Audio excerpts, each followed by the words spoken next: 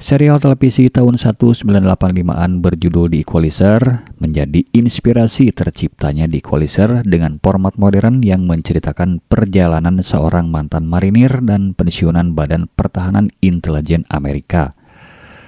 Kemudian dia memalsukan kematiannya dengan alasan ingin hidup dengan format reguler dan menikahi wanita bernama Vivian, lalu tinggal di pesisir pantai. Sebagai aktivitasnya, Robert membantu mengembangkan bisnis roti milik istrinya. Akan tetapi pernikahannya tidak berlangsung lama karena Vivian harus pergi untuk selama-lamanya, sehingga membuat Robert memilih beralih profesi dan berpindah tempat. Bagaimanakah kisah selengkapnya? Siapkan secangkir kopi hitam buat dirimu berada dalam posisi nyaman, aman, dan terkendali.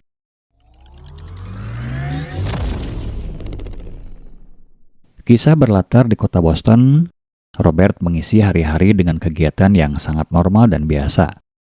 Bekerja di toko bangunan, bergaul dengan karyawan toko, bahkan diminta bantuan untuk menjadi personal trainer oleh seorang karyawan biasa bernama Ralphie yang bercita-cita ingin menjadi penjaga keamanan. Ask me to help you, but if you're not willing to apply yourself, no more chips. No more chips. Who needs flavor? Menjelang larut malam, Robert terbiasa nongkrong di warung kopi Abah Jaja yang tidak jauh dari kontrakannya. Memiliki kesulitan untuk tidur lebih awal alias insomnia, Robert menyalurkannya ke hal yang positif, yaitu baca buku sambil menikmati secangkir teh panas. Robert juga terlibat interaksi dengan Alena yang dipekerjakan oleh mafia Rusia cabang Boston. Robert sangat memahami situasi Alena, dan Robert pun ingin membantu. Sebagai tahapannya untuk mengembalikan Alena ke setelan awal, Robert menyemangati dan mengarahkan Alena untuk mengembangkan bakat alami yang dimiliki oleh dirinya.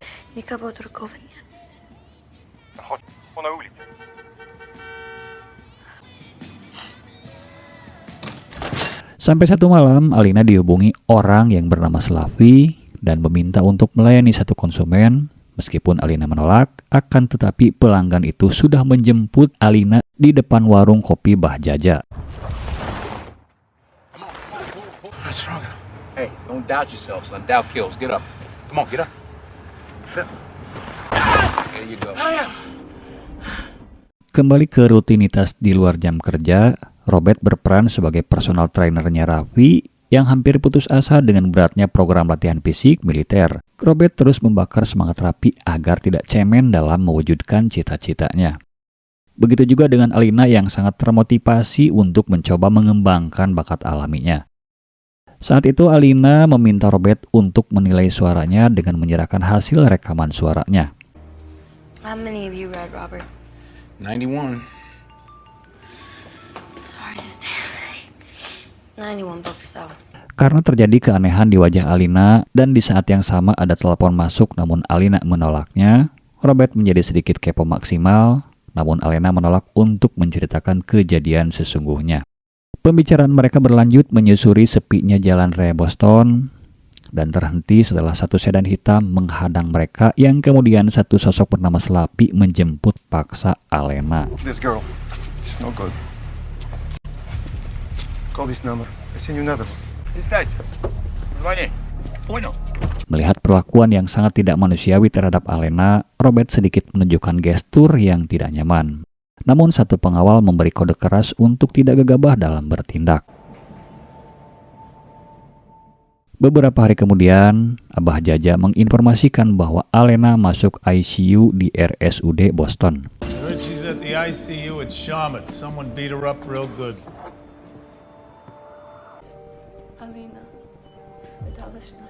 Di sana dia bertemu dengan Maggie yang terlihat sangat trauma dengan kejadian yang menimpa Alena. Dari kejadian yang menimpa Alena ini, membuat Robert berada di persimpangan jalan antara bertindak atau diam. So Slavi made an example of her. He said he'd cut her throat next time. Kamera beralih adegan ke satu restoran mewah. Di tengah perbincangan dengan bahasa Rusia, Slavi dan kawan-kawannya mendadak silent setelah mendengar suara ketukan pintu. Kondisi yang menimpa Alena memanggil nuraninya untuk membebaskan Alena. Sebagai manusia berpendidikan dan beretika, Robert mencoba berkomunikasi dengan Slappy terkait kondisi Alena yang berada di ICU RSUD Boston. I'm here about a certain girl. She got beat up pretty bad. Tidak ingin merugikan Slappy, Robert merogoh kocek untuk membebaskan Alena dari cengkraman Slappy.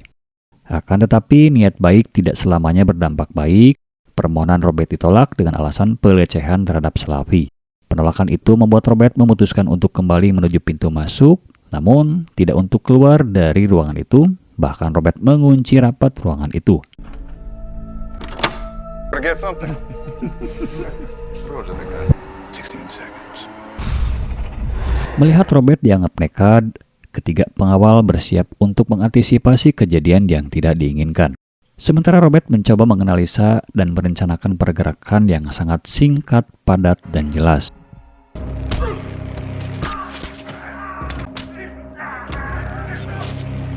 Dengan kurang dari 1 menit, 3 orang rata dengan lantai, dan 1 orang lagi sedang dalam tahap finishing.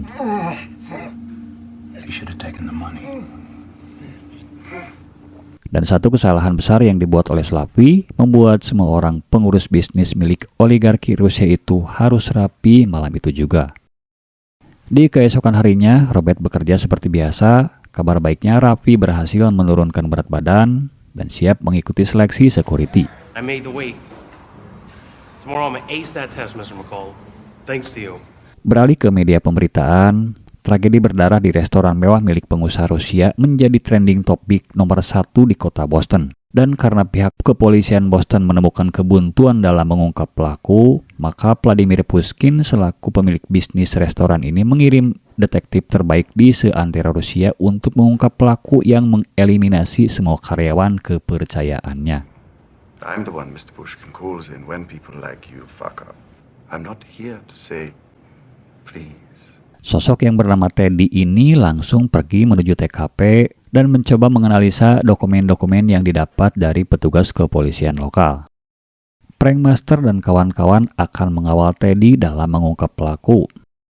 Mereka tidak bisa nolak permintaan dari Teddy karena Vladimir Pushkin sudah menyalurkan BLT rutin kepada mereka setiap bulan. Ryan, you seen Ralphie? Supposed to be taking that security guard test after work? No notice either. Kita kembali ke toko bahan bangunan. Di pagi ini, hari seleksi security dan Rapi malah tidak muncul. Bahkan setelah menanyakan pada petugas back office, sebetulnya Rapi sempat hadir, tetapi kehadirannya memberikan informasi pengunduran dirinya dari toko bahan bangunan. Dan hal itu mengundang kecurigaan besar dari Robert. Alhasil setelah Robert menindaklanjuti informasi itu, warung nasi milik ibunya Rapi yang bernama Luz Sanchez terkena musibah kebakaran yang diduga dari konsleting listrik. Faulty wire, something. Yeah, so, need some help? Yeah, you're not doing anything. That'd be awesome. Itulah alasan logis Rafi resign dari toko bangunan dan memilih membantu ibunya untuk membereskan kekacauan yang terjadi. Di tempat yang berbeda, Teddy dan Prankmaster mengunjungi orang yang dianggap menjadi saingan bisnis orang Rusia. Dia adalah Little John yang notabene orang yang merantau dari Irlandia. Terjadi ketegangan antara dua orang beda benua ini. Kedatangan Teddy sebetulnya hanya bertanya kaitan ekspansi bisnis orang Irlandia. Dan Little John sangat benci terhadap orang Rusia karena kenekadan dan kesombongannya.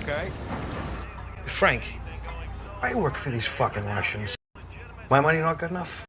See, I hate you fucking Russians. Karena obrolan sudah mengarah ke penghinaan suku dan ras, maka Teddy mengambil tindakan yang lumayan brutal. Mulut pengusaha Rusia ini dibungkam selamanya, dan kedua orang pengawal pun harus dilumpuhkan oleh Prankmaster.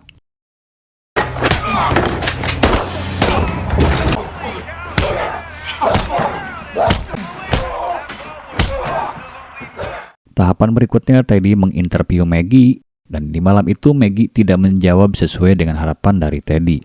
Dan sebenarnya Teddy pun sudah bisa mendeteksi adanya kebohongan dari ucapan Maggie.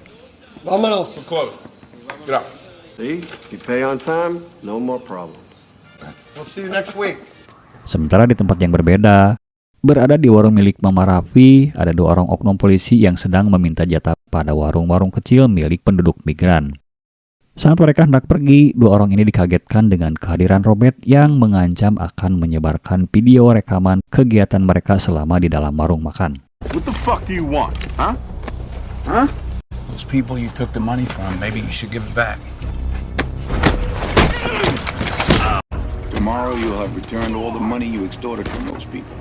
Lalu setelah mendapat peringatan level 1, mereka harus mengembalikan uang kepada pedagang kecil, maka video tidak akan disebar di media manapun. Dan jika mereka mengabaikan hal itu, maka sanksi hukum dan sanksi sosial yang akan mereka terima lebih berat. Esok paginya, Mama Raffi terlihat sangat gembira karena uang yang menjadi hasil jerih payahnya sudah kembali. Adapun Raffi kembali bisa bekerja di toko bahan bangunan dengan jaminan Robert tentunya. All the other girls have claimed that you were very close to Derek. Berbeda situasi dengan yang dihadapi oleh Maggie. Di pagi ini, Maggie dihadapkan dengan situasi yang penuh dengan intimidasi secara psikologis. Dan pada akhirnya, Maggie pun mengungkapkan hubungan pertemanannya dengan Alina dan mengetahui ada orang yang kepo terhadap kejadian yang menimpa Alena. Situasi Maggie berada di tepi jurang karena kebohongan semalam membuahkan kejujuran yang mematikan.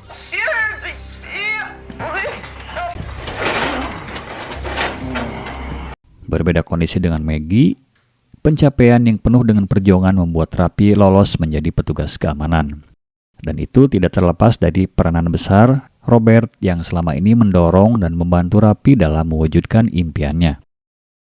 Di sisi lain, Teddy dan tim berkonsentrasi mengawasi setiap gerak-gerik dari Robert. Mr. McCall, sorry to bother you. We're looking into a homicide that occurred 2 weeks ago. 5 dead. Russian restaurant. Berpindah ke apartemen, sepulangnya dari toko bahan bangunan, Robert dikagetkan dengan hal yang tidak biasa. Kedatangan tamu tak diundang membuat Robert sedikit kaget dan penasaran. Robert pun merespon dengan sangat santai dan mencoba untuk menginterview balik, tetapi Teddy malah memilih meninggalkan Robert. Lalu Teddy berfokus untuk mengintai dan memata-matai Robert. Menyadari tempat rahasianya sudah diketahui oleh orang yang boleh dikatakan ahli di bidangnya. Robert menyiapkan tindakan antisipasi untuk menghindari kekacauan di apartemennya. Robert memasang kamera pengintai di tempat-tempat yang semua orang tidak akan menyangka bahwa itu adalah kamera. That's what we have on Robert McCall so far. College educated, works straight 40 at the home mart. Looks pretty normal. All lies, fabricated. Sesuai dengan prediksi Robert, pasukan Teddy mengunjungi kediaman Robert dan upaya Teddy membuahkan hasil, yaitu kekosongan penghuni. Dari temuan-temuannya, Teddy mempunyai kesimpulan sendiri bahwa Robert berada dekat dan memantau semuanya. Hal inilah yang membawa Robert berkunjung ke sahabat lamanya yang bernama Susan Plummer. Susan, I just need to know who this man is. Tell me what's going on, please. Singkat cerita, Susan mendapatkan apa yang dibutuhkan oleh Robert. Teddy bernama asli Nikolai Itchenko yang merupakan sosok paling tangguh dan cerdas, dan pergerakannya senyap juga sangat brutal. Susan juga mendapat informasi 2 orang yang menjadi bawahan prankmaster sudah pindah alam yang kemungkinan besar dilakukan oleh Teddy.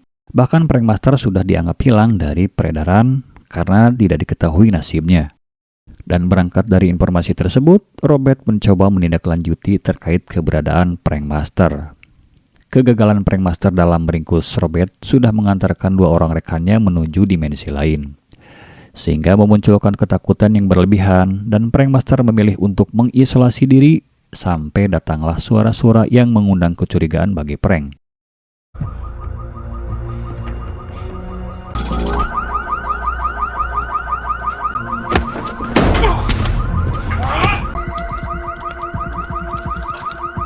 Rupanya Robert sudah menyiapkan kejutan besar bagi prankmaster. Setelah kondisi dan situasinya tidak memungkinkan untuk melakukan perlawanan, akhirnya prank dibawa Robert ke satu tempat yang menjadi jantung pertahanan bisnis Vladimir Pushkin.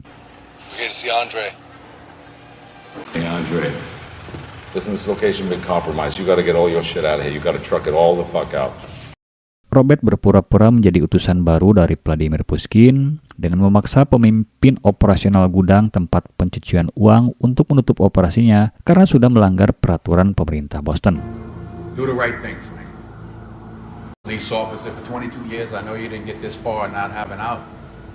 Where do you keep it? Pasca terbongkarnya gudang pencucian uang, Robert juga mendapat info yang lebih luas berbentuk dokumen yang disimpan oleh prankmaster. Peranan Robert sangat membantu kepolisian dalam mengungkap kejahatan yang dilakukan oleh orang-orang Rusia di kota Boston. Dengan ditutupnya tempat cuci uang, otomatis saja Pushkin panik dan terus menekan Teddy agar segera membereskan kekacauan ini. My men will find him. I got the pace. Beralih ke restoran, merasa kepolisian lokal tidak berguna, Teddy mendatangkan sosok yang dianggap mampu membantunya dalam meringkus Robert. Satu hal yang menjadi harapan sebenarnya sudah terwujud, yaitu orang yang menjadi DPO duduk tepat di depannya. Tetapi dengan membawa pesan yang sangat tegas bahwa orang yang baru datang untuk menangkapnya sudah selesai tugas dengan tanda bukti kacamata pecah berhias darah. He's not coming back. When you pray for rain, you gotta deal with the mud too.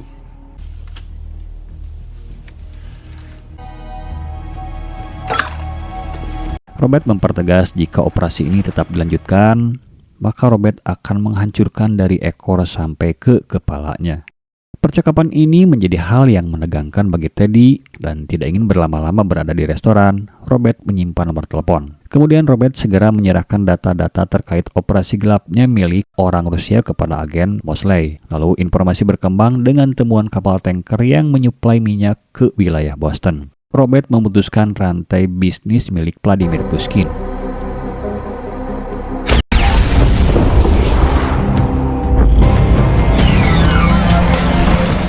Mengetahui hal ini, Teddy segera merespon dengan mengirim anak buahnya dan menyandera karyawan toko bahan bangunan. Kemudian Robert diminta untuk mendatangi Teddy di pelabuhan, dan jika dalam 30 menit dirinya tidak hadir di dermaga, maka karyawan toko akan hilang selamanya.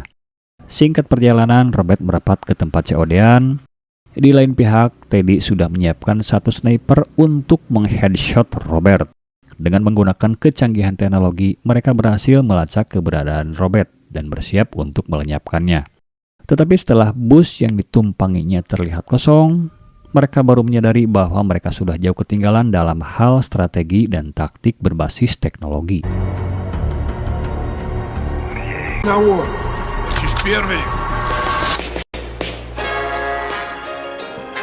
Di tempat terpisah, kita akan melihat para sandera dan satu lagu yang berkumandang di toko telah menyelamatkan satu nyawa. Namun dampak dari diputarnya lagu membuat Ipan memaksa Rapi harus mematikan sumber suara. Singkat perjalanan, Ipan berhasil mematikan suara musik, disusul Ipan sendiri yang harus rebahan di tangan Robert.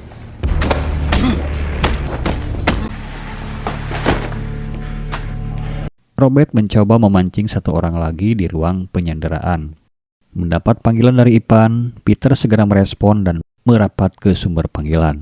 Namun itu hanya jebakan saja, alhasil Peter pun menyusul Ipan rebahan di lantai.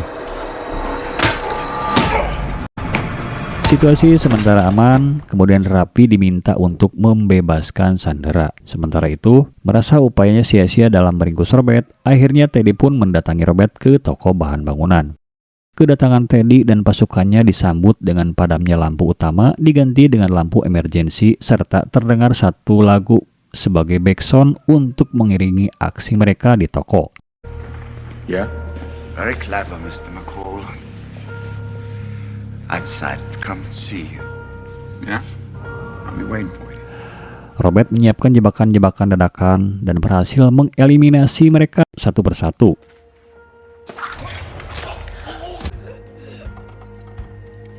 Satu personel berkepala botak merasa putus asa dengan situasi ini, dan sebagai pelampiasan, dia menembak membabi buta. Tidak lama datanglah Robert yang bermaksud mengeliminasi dengan mode senyap, namun nampaknya memang botak ini memiliki tubuh yang sangat kuat, sehingga Robert hampir saja kehilangan nyawanya dan berakhir dalam keadaan delusi.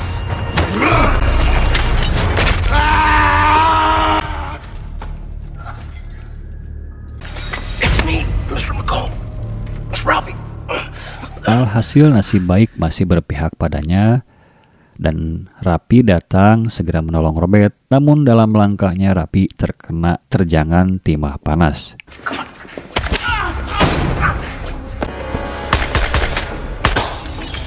Focus. Can you make it to the breaker box?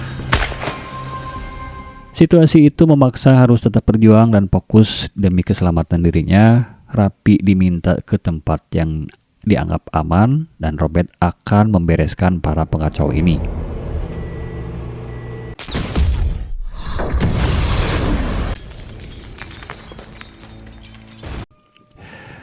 Tersisa Teddy yang mulai ketar-ketir dengan keadaan hilangnya semua pasukan. Untuk menyelamatkan Rapi dari serangan Teddy, Robert tidak menggunakan senjata api, melainkan mesin paku tembak bertenaga angin. Dan itu menjadi pesan khusus bagi Teddy bahwa untuk melenyapkannya tidak harus menggunakan senjata canggih. Cukup dengan peralatan tukang bangunan saja, langkah Teddy malam ini sudah selesai. Demi menutup semua unit bisnis gelap mafia Rusia, Robert harus mengeliminasi kepala ular yang berada di Moskow, Rusia. Dan tidak banyak basa-basi busuk, tidak pula menggunakan kekerasan yang menghabiskan energinya. Robert melenyapkan kepala ular dengan menggunakan listrik PLN dan semua jaringan bisnis Vladimir Pushkin akhirnya tutup dan keamanan serta kenyamanan di kota Boston pun kembali tercipta berkat perjuangan Robert dibantu oleh Rapi dan dipinishing oleh kepolisian. So it's you. And now you come to kill me. Yes. I want the head of the snake. Beberapa hari setelah melenyapkan kepala ular, Alina datang dan mengucapkan banyak terima kasih atas kepeduliannya selama ini. Bahkan, sekarang Alina mengikuti jejak Robert, yaitu membaca buku. Seperti malam-malam sebelumnya, nongkrong di warung kopi Bah Jaja adalah satu hal yang menjadi ritual khusus sambil mengecek kotak masuk email.